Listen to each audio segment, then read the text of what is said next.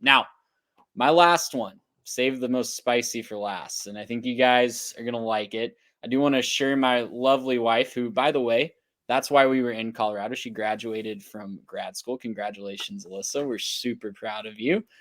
Do want to share here that I did not put bet the farm on this pick. It was The literal very, farm. very spicy odds, so I threw just a little bit at it, and it's Nebraska to make the college football playoff at plus 1,800, guys. Mm-hmm.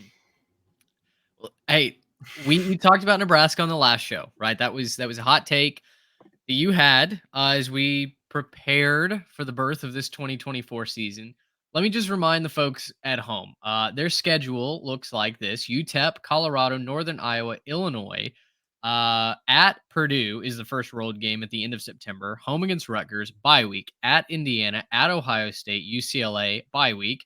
At USC, Wisconsin, at Iowa. It's as easy of a taxi that you can have into this season as probably humanly possible, right? I mean, you're talking about maybe a 7-0 Nebraska team. In Trey's world, it has to be a 7-0 Nebraska team going to Ohio State. My question for you is, Nebraska's slipping in as an at-large bid. Is that correct? I think so. Yeah, there's no way that they win the Big Ten in my mind. Okay. But I think that they could be a third or maybe even a fourth Big Ten team that makes the playoff. They'll be competing with the likes of Penn State, Iowa, that tier of team to be, in the 10-2 range. So let me turn it around to you then. What has to happen for Nebraska to get into the playoff?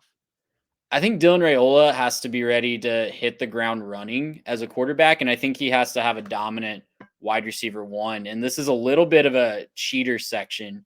We were talking about the breakouts here a little bit later, but he has a lot of wide receiver candidates for that. He has a couple of transfers coming in that can really make something happen.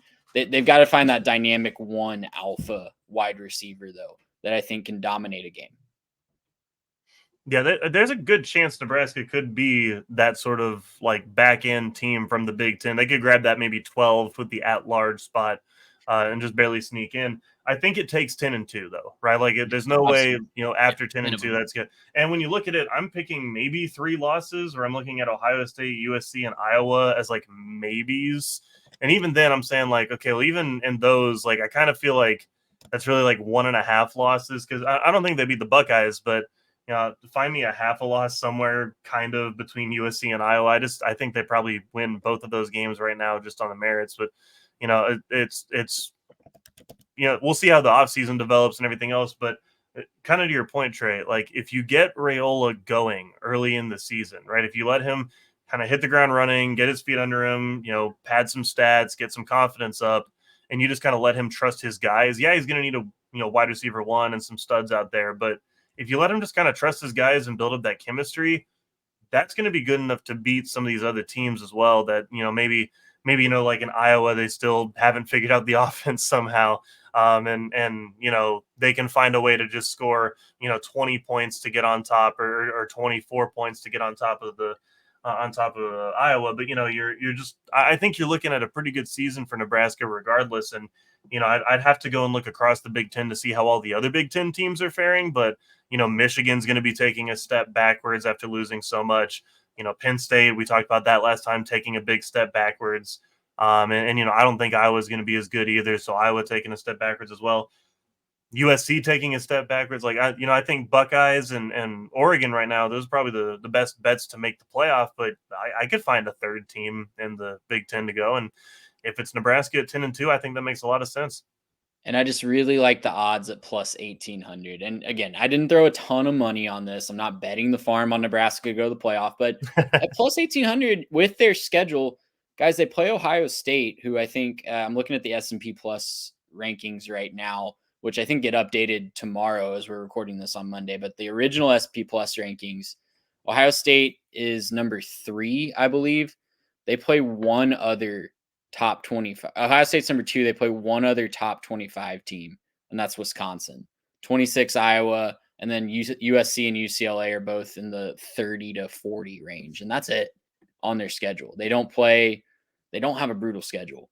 And if they can figure it out, if they can hit their own running, if Matt Rule can work his magic like he's worked in year 2, year 3 with the big jump at Temple and Baylor, cashing that ticket, baby. Well, Let's and go. we've also seen too, the committee likes to fall in love with a storyline, and oh boy, Nebraska in the playoff. I feel like they'd just be salivating to get that and just find a way to, stick them in the playoff and put them up against like Florida State or something like that if they were to, grab maybe the 5 or something like that. It just seems like, they would try to force a matchup between two big sort of like traditional programs like that. Heaven help Buckeye Nation if they get upset by the Huskers and Dylan Raiola. That, oh my goodness, the meltdown. Gracious him! How about that?